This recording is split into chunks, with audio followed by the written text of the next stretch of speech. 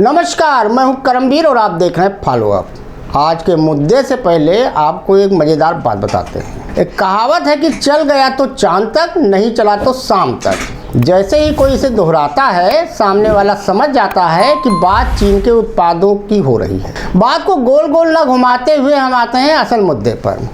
कुछ ऐसा ही हाल होता है चुनावी नारों का।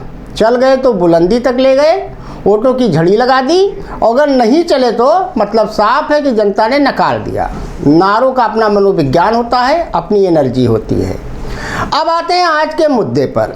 लोकसभा चुनाव 2024 एक मामले में सबसे अलग और दिलचस्प चुनाव होने वाला है, जिसकी वजह है कुछ ऐसे नाम जो हर घंटे एक नए सिगूफे अटकलों के साथ सोशल मीडिया से लेकर चाय की दुकानों तक चुस्कियों के साथ खूब लिए जा रहे हैं। जी हाँ, हम बात कर रहे हैं यूपी के उन सियासी दिग्गजों का जिनका टिकट तकरीबन सभी पार्टियों में होल्ड पर है। और जैसे ही भाजपा अपनी तीसरी लिस्ट जारी करती है, यूपी के सियासत में एक बड़ा तूफान आएगा जरूर। शायद यही वजह है कि बीजेपी दुविधा में फंसी है कि आखिर वो करे तो करे क्या। वैसे भी अवध की रवायत रही है कि पहले आप, बस भाजपा इसी कोशिश में है कि सपा अपनी बची सीटों का ऐलान कर दे तो कुछ राहत मिले। लेकिन चरखा दांव में माहिर सपा भी कुछ कम नहीं है। इन नामों में सबसे बवाले जान नाम है बृजभूषण शरण सिंह और वरुण गांधी का। इसके बाद नंबर आता है मनोज पांडे, संघमित्रा मौर्य, अजय कपूर, सतदेव पचौरी, रमापत राम त्रिपाठी जैसे नामों का। दरअसल भाजपा समेत सपा और कांग्रेस ने अभी तक यूपी की कई अहम सीटों पर टिकटों का बंटवारा होल्ड पर रखा है। इस वजह से कई नामों और सीटों पर पूरी तरह सस्पेंस बरकरार है और हर नए दिन एक नई चर्चा का बाजार गर्म हो जाता है। दरअसल उत्तर प्रदेश की पीलीभीत लोकसभा सीट पर अभी तक भारतीय जनता पार्टी और समाजवादी पार्टी ने प्रत्याशी का ऐलान नहीं किया है, जबकि यहाँ पहले चरण यानी 19 अप्रैल को मतदान होगा और आज से वहाँ पर नामांकन पत्र बिकना भी शुरू हो गया है। भाजपा से वरुण गांधी के प्रत्याशी होने पर संशय है। इस बीच उन्होंने आज जिला निर्वाचन अधिकारी के कार्यालय से नामांकन पत्र खरीद लिया है। ऐसे में माना यह जा रहा है कि भाजपा टिकट दे या ना दे, लेकिन वरुण गांधी का पीलीभीत से चुनाव लड़ना तय है। वरुण गांधी के प्रतिनिधि दिल्ली से पीलीभीत आ जाए थे। उन्होंने 4 सेट नामिनेशन पेपर खरीदा और वापस दिल्ली चले गए। सूत्रों का दावा है कि भाजपा से टिकट ना मिलने की स्थिति में वरुण गांधी निर्दलीय प्रत्याशी के तौर पर पर्चा दाखिल कर सकते हैं। बुधवार को नामांकन प्रक्रिया शुरू होने के साथ ही वरुण गांधी के निजी सचिव कमलकांत नामांकन पत्र खरीदने आज पहुंचे थे। इस दौरान वरुण गांधी के कार्यालय सचिव दीपक पांडे और अधिवक्ता MR मलिक भी मौजूद रहे। वरुण गांधी ने नामांकन पत्र खरीदवाकर कहीं ना कहीं संदेश दिया है कि वह पीलीभीत से ही लोकसभा चुनाव लड़ेंगे, जिसके बाद ये तय हो गया कि वरुण गांधी पीलीभीत लोकसभा सीट से ही चुनाव लड़ेंगे। अब सवाल उठता है कि वरुण गांधी को अगर भाजपा टिकट नहीं देती है तो वह निर्दलीय लड़ेंगे या सपा की ओर से। अब सवाल ये उठता है कि वरुण गांधी को अगर भाजपा टिकट नहीं देती है तो वह निर्दलीय लड़ेंगे या सपा की ओर रुख करेंगे। यह साफ अभी तक नहीं हुआ है। दावा है कि वरुण गांधी ने अपना मन पीलीभीत से ही चुनाव लड़ने का बना लिया है। यह साफ हो गया है। इसके साथ ही भाजपा के लिए चुनौती भी है कि अगर भाजपा किसी अन्य को पीलीभीत से टिकट देती है तो भाजपा उम्मीदवार के सामने वरुण गांधी चुनाव मैदान में होंगे।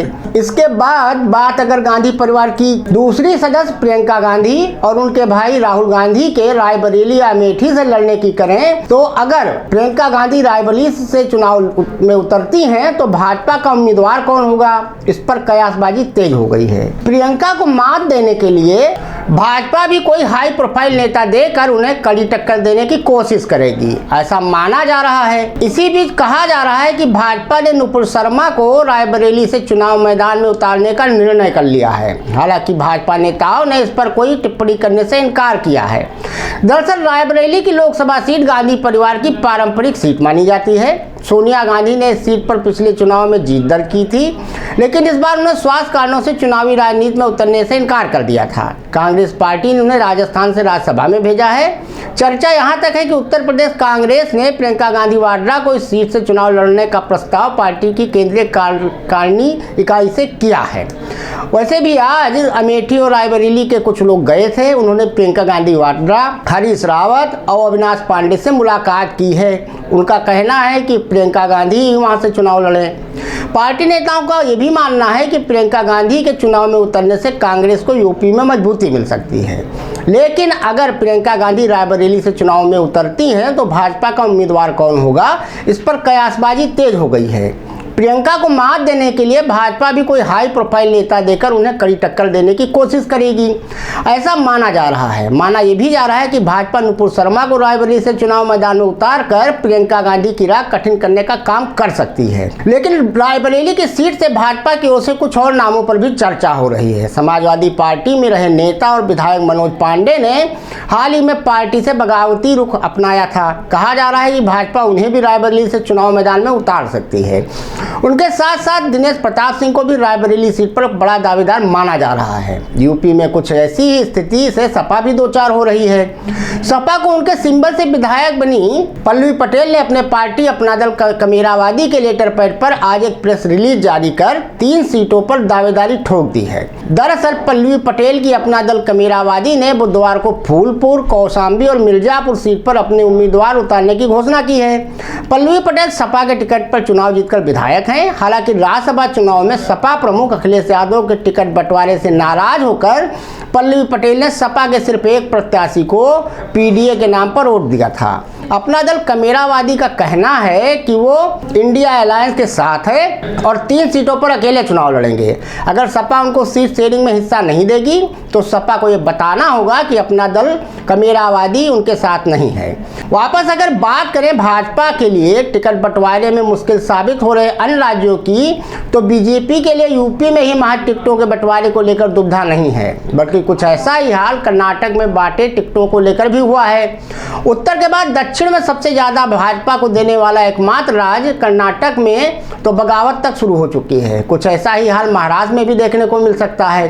हालांकि महाराष्ट्र में भाजपा ने अभी टिकटों का घोषणा नहीं की है, लेकिन ज्यादा जोगी मठ उजाड़ वाली हालत महाराष्ट्र में है जरूर, जहां भाजपा को शिंदे, अजीत पवार, अठावले के साथ ही अब राज ठाकरे को भी एडजस्ट करना होगा।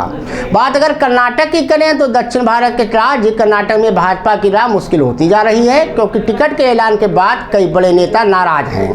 भाजपा अब तक उम्मीदवारों की 2 सूची कर्नाटक की जारी कर चुकी है। इसमें कर्नाटक की 28 में से 20 सीटों पर उम्मीदवारों का नाम घोषित किया गया है। हालांकि पूर्व मुख्यमंत्री और उप मुख्यमंत्री समेत कर्नाटक भाजपा के कई अन्य नेता इससे खुश नहीं हैं और उनमें असंतोष पनप रहा है। कुछ नेताओं ने तो खुलेआम बगावत कर दी है और पार्टी उम्मीदवारों के खिलाफ निर्दलीय लड़ने का ऐलान भी कर दिया है। तो अब कुल मिला के देखना होगा कि भाजपा अपनी तीसरी लिस्ट कब जारी करती है, उसके बाद सपा एक्शन के रिएक्शन में क्या करती है, ब्रजभूषण सिंह का क्या होता है। सबसे यक्ष प्रश्न तो यही सबके सामने बना है कि उन्हें टिकट मिलेगा, उनकी पत्नी मिलेगा या उनके लड़के को मिलेगा, और वरुण गांधी का रुख क्या होगा। तो अब आने वाले कुछ दिनों में साफ हो जाएगा कि कौन कहाँ रहेगा, किसकी निष्ठा किस दल के साथ है। धन्यवाद।